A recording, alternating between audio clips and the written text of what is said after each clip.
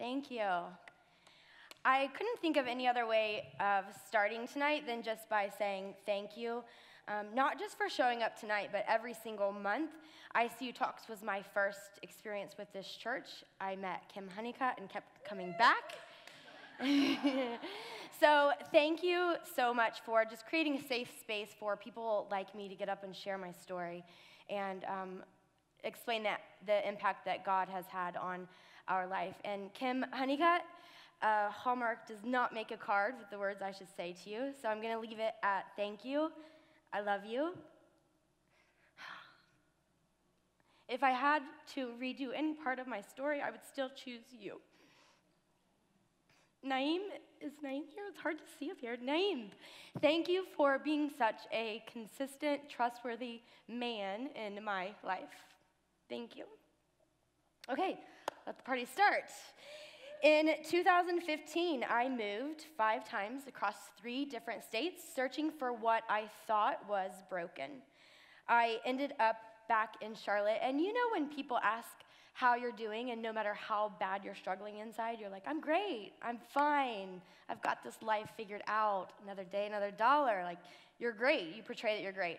I was beyond that. I was beyond controlling the facade that I was great, and I was emotionally, visibly distraught. I went to the gym on a Saturday. I saw Naeem. He clearly picked up on that and said, I've got this great event that you should come to. It's on Tuesday. I think it would be great for you. And there is a lot of pressure when someone asks you to do something to your face. Like over text, you have a little bit of delay time, or you can say, I didn't see your text, sorry. Like, I've never done that to any of you people. This whole front row is my friends. I've never done that to any of you. But to your face, it's that instant commitment. And so I said, yes, can't wait, 3 more sleeps, let's do this. Tuesday came, I went to the gym, and no Naeem. So I thought I was in the clear. I walk out in the parking lot, and there stands Naeem. And he said, hey, are you ready? And I said, oh, it's tonight, like tonight. He said, yeah, like it's tonight. I told you this Saturday. And I said, I forgot to bring clothes. And he said, it's casual. And I said, like sweaty casual? And he said, slap on some deodorant and let's go. So my first icuTalks, I sat in the first chair closest to the door, sweaty casual, because I didn't want to be here. I was in so much pain, and I just didn't want to hear anybody else's story because I was too stuck in my own. And with that being said, I have a short video that I want you to watch, just a highlight of my journey.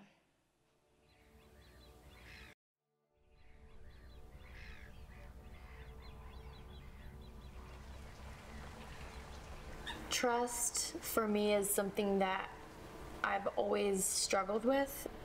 I have always known God, but I couldn't fathom how to trust a God if I couldn't trust my own family. I didn't have a great relationship or bond with my father. When I was 9, I was sexually molested by an uncle that lasted for 2 years. He was finally arrested when I was 37 years old. For 32 years, I harbored and kept all of those feelings within me. I never told one adult. Telling my family about it was definitely the start of my rock bottom on November 9th. I felt so out of control inside. I had all of these feelings that I had buried for years, and they were all suddenly coming out. It was 2 in the morning, and I found myself laying on the kitchen floor. And I remember just feeling so alone and thinking, like, what are you doing with me, God? What is all of this stuff? How is this stuff going to come together to make something good or somebody happy?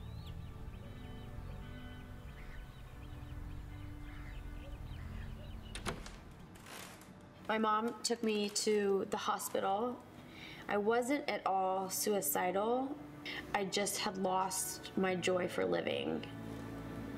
I got out of the hospital, my mom picked me up and said that your dad is coming. So I immediately went back into anxiety mode because my parents had never had a healthy relationship. So I immediately texted my dad and I said, Dad, you can't come. Mom's here. I have a tiny 1-bedroom apartment and there's no room for you. And I'll never forget, he immediately texted me back. He said, it's about to get real cozy. And so my dad came, and that was the first night that I'd spent under one roof with my parents since I was 6 years old. And I remember walking out into the living room and seeing them, and they were watching Jeopardy. And I remember thinking, this must be what it feels like to have a family. And I knew at that moment that this is bigger than me. This is bigger than us. This is God. This is how He works. It took my mental crash to bring back and heal an entire family. That was when I first started getting the feeling of I need to step in the direction of God and learn how to trust Him because this is how He works. I moved back to Charlotte. Saturday I went to CrossFit and saw Naeem and Kelly, and Sunday I was in church. And Tuesday I was in Kim Honeycutt's therapy office. It was just really great being in a space that just felt really loved. And that many godly people. I've never been around so many people that loved God so much. I think when I look back, it was that desperation moment that I was on the kitchen floor looking up, like feeling so alone and so small in this world, that I think I finally surrendered to God. And I feel like He was just waiting for me to give up and to stop trying to make my own plan and to trust Him. I've learned that I have to trust God's plan with my future, with my life. I still struggle. You don't just wake up and everything's all great and, glorious. Like, it is still work. But I now have faith and hope. I understand that God's plan for me is going to be amazing. I'm getting baptized. For me, it's a fresh start and letting go of those things that for all these years I thought I was. And it's my commitment back to God to trust Him.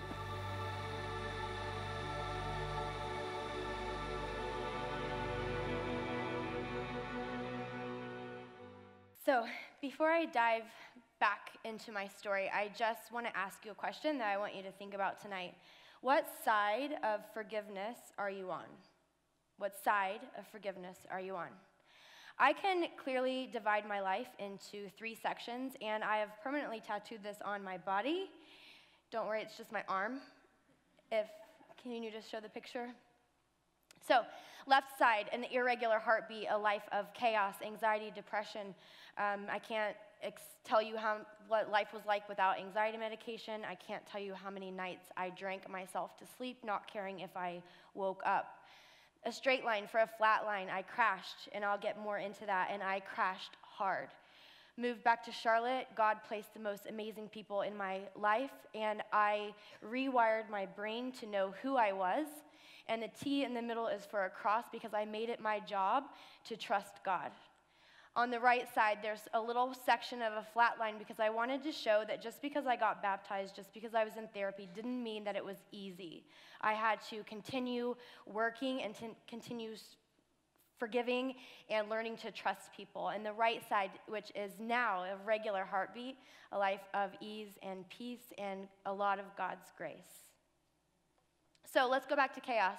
You can take that down. The left side was chaos. When I was 9, I was sexually molested by my uncle. Part of his manipulation tactic was to use the Bible, so you can only imagine what the stories of Adam and Eve that I learned as a child. The only thing I can describe that, or the only word I can use, is confusing. I used to lay in bed as a 9-year-old, and in my brain I had two options. I could tell and not be believed, or I could tell and something drastic in my family would happen. The last time it ever happened, I was right around 12. My family was on a family vacation. My entire family was sitting at the dining room table singing the 12 Days of Christmas, and I was in the living room being molested. I learned how to not be abused by strategically knowing where to place myself at family events and knowing what type of clothes I should wear so that I wasn't easily accessible to him on any parts of my body. Once the abuse started with me, I later found out he was abusing my 2 younger cousins. And at that point, I picked up a brick, wrote guilt on it, and started to create my wall. When I was 22, my Aunt Cindy passed away. She was his wife, and he clearly was not a faithful man, so he gave her an STD, which led to ovarian cancer.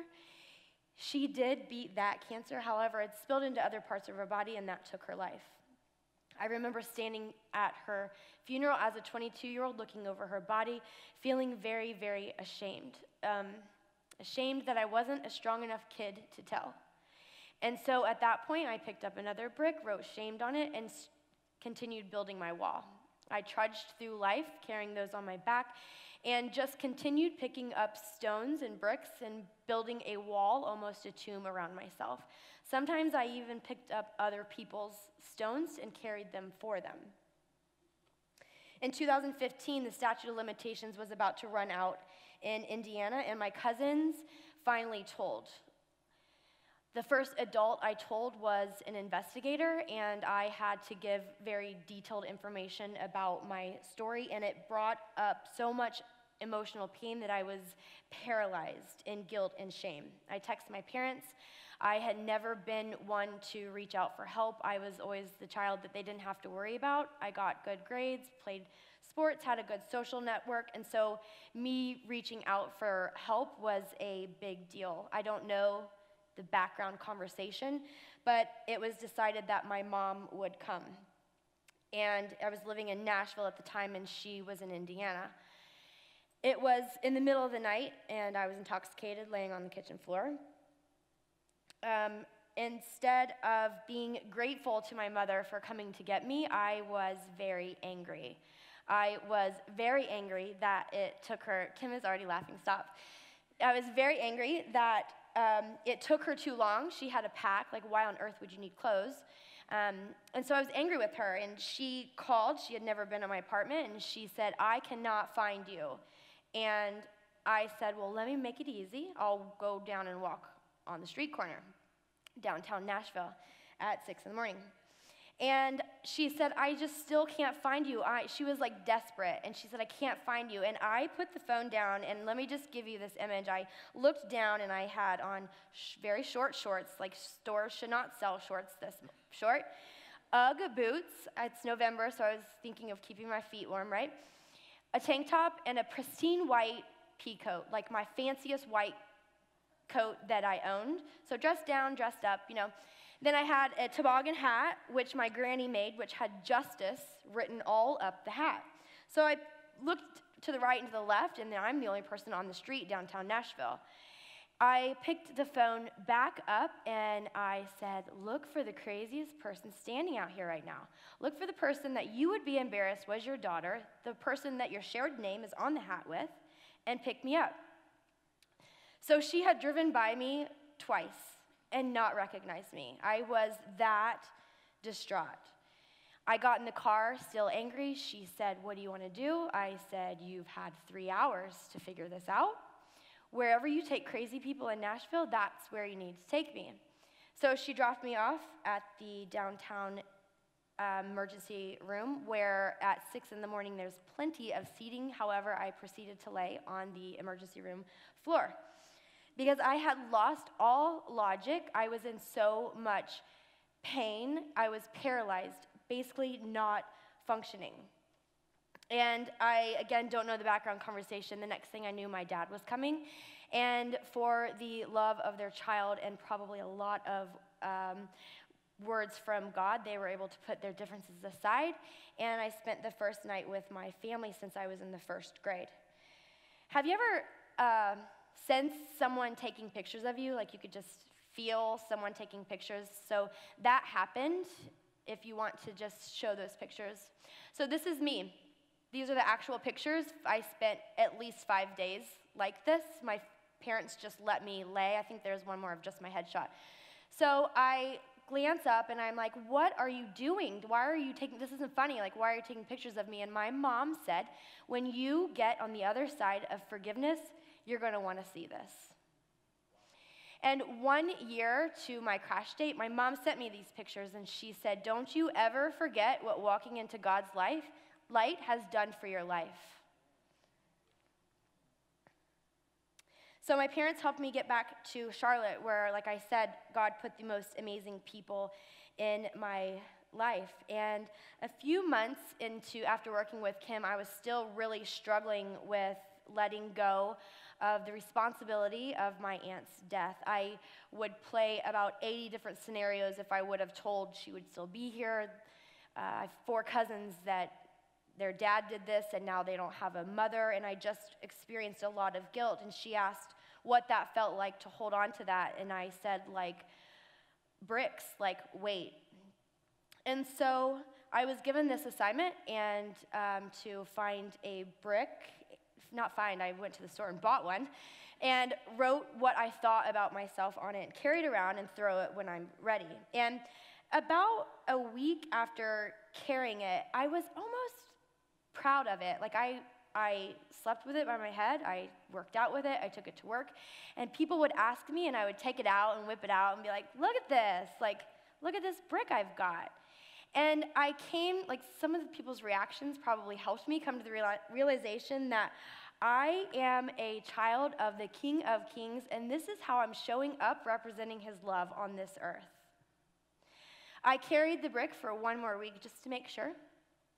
And then I threw it in the lake, and I picked up a cross, and I, that day, learned God's grace. When you look in the mirror and see you as God sees you, your life will change. You are more than enough for him. I think forgiveness is often misconstrued with forgetting.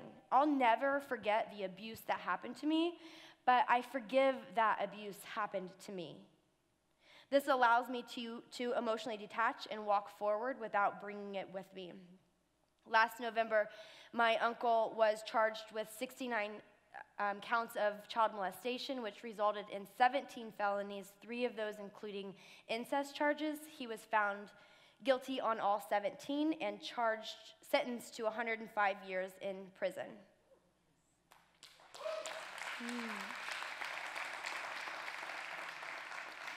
I got to look at him and tell him directly in his eyes that these stones that I had carried so long were now his to carry. They were no longer mine. His evil actions would never again dim a light that God purposely put in my heart. You see, everyone has stones. We all have them. We build walls, we build tombs. Like I said, some of us carry other people's stones, and we build these walls, sometimes paralyzing ourselves from living. But that is not how God wants us to live. God wants us to live shameless. The last image I am going to leave you with before I wrap up is, I like to think of when Jesus was resurrected and when he first opened his eyes and it was dark, and he first took that first breath of air and it was heavy, what that must have felt like. And he went to the tomb door and slid it open about an inch and saw the light and felt the air. And then he slid back the tomb door completely open, stepped out into the light, lashes healed, hands healed. What side of forgiveness are you on? Thank you.